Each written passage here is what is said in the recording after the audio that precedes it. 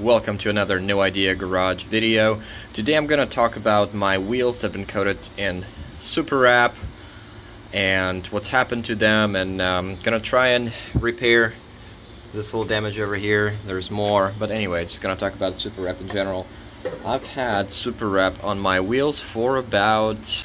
Just going to go ahead and clean these up real quick. Just going to use some simple green, nothing fancy. A little degreaser here and there.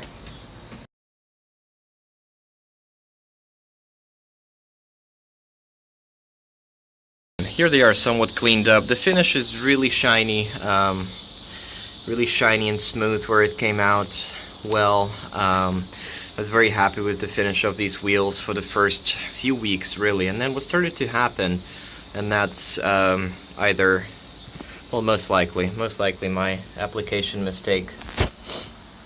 Because I did do everything by the instruction. You know, I did applied the right amount of coats.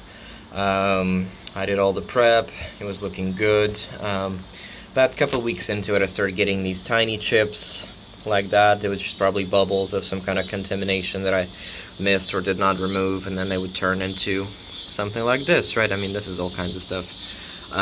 These bubbles were actually here from me being angry one day and just walking outside and spraying wheel with more Superwrap on top of the damage that has occurred.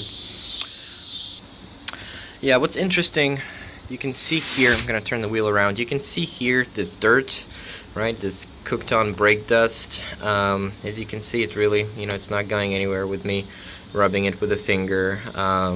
If I apply, again, this is just some simple green, if I just spray it on here, or soap or anything like that, I'm going to have to reach for my rag. It is just not going anywhere. It's really cooked on here, as you can see.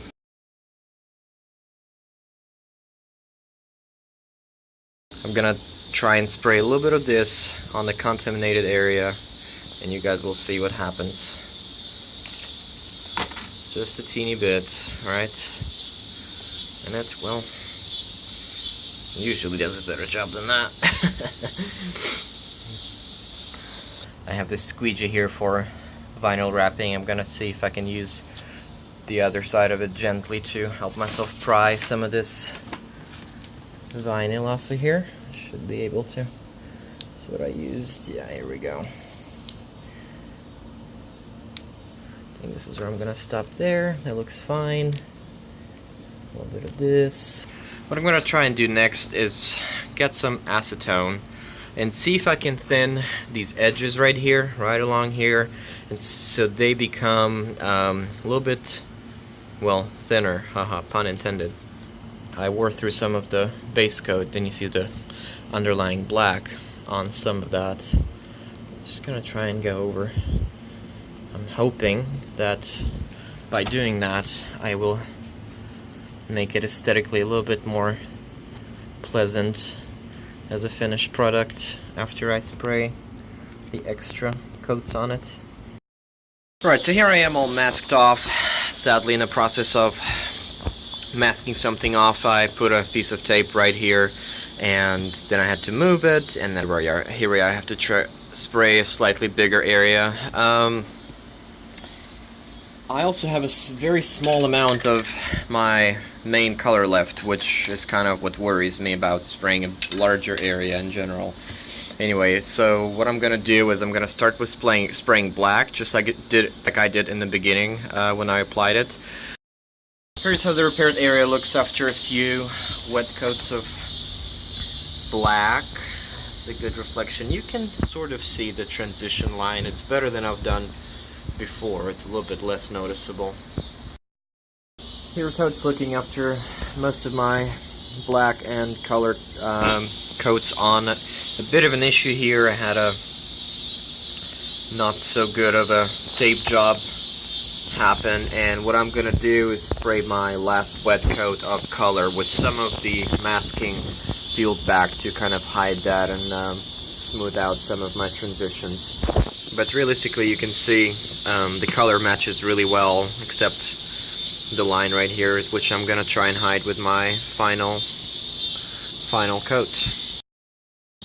I I'm going to lose daylight here pretty soon, so as my final coat is drying, and I'm just waiting for it to dry, it says to wait an hour until you spray gloss, but realistically, visually, this is not going to change. This is how it looks freshly applied. You can see the area right there where original spot of damage was. Over on this side, it's much less noticeable because I peeled a larger area, so maybe go ahead and do that if you attempt a repair like this, and just be mindful of those tape lines.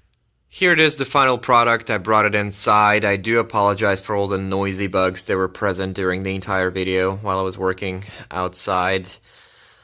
I'm quite happy with how it turned out. Again, it's not perfect, not gonna be perfect if you try to repair Superwrap, but it is better than two massive holes in the finish.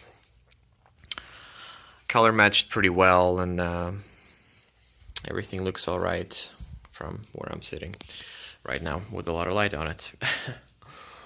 Again, thank you for watching and joining No Idea Garage, as I had no idea how to repair Superwrap.